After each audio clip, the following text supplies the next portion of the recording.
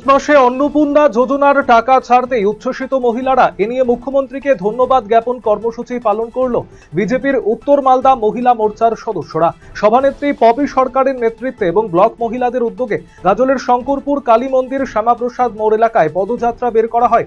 সংগঠনের নেত্রী পপি সরকারের দাবি, অন্নপূর্ণা ভান্ডার প্রকল্পে মহিলাদের স্বনির্ভর করার লক্ষ্যে ৩,০০০ করে টাকা দিচ্ছে রাজ্য সরকার। তারাপীঠের হোটেলে ভয়াবহ অগ্নিকাণ্ডের ঘটনায় অল্পের জন্য প্রাণে বাঁচলেন মালদার রতুয়া ২ নম্বর ব্লকের নসিপুর গ্রামের একই পরিবারের ৭ জন পর্যটক। দেওঘর থেকে ফেরার পথে রবিবার রাতে তারাপীঠে গিয়ে একটু হোটেলে বিশ্রাম নিচ্ছিলেন তারা। সোমবার ভোরে সেই হোটেলেই অগ্নিকাণ্ডের ঘটনা ঘটে।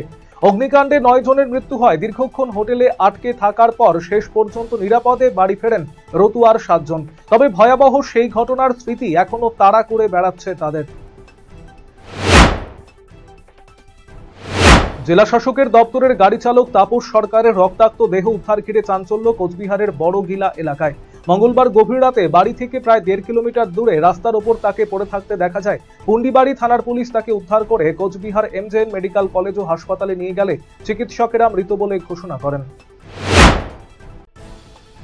আর মাত্র ২ মাসের প্রতীক্ষা, তারপরেই বাঙালির শ্রেষ্ঠ উৎসব দুর্গাপুজো। পুজোর আগমনী বার্তা ইতিমধ্যেই পৌঁছে গিয়েছে শহর থেকে গ্রাম। শুরু হয়ে গিয়েছে বিভিন্ন পুজো কমিটির প্রস্তুতিও।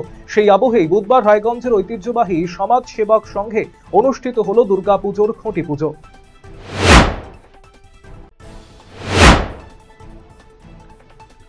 ২০২২ সালে প্রাথমিকের টেট পরীক্ষা হলেও এখনো নিয়োগ হয়নি। ফলে নিয়োগের দাবিতে ফের পথে নামলেন টেট উত্তীর্ণরা।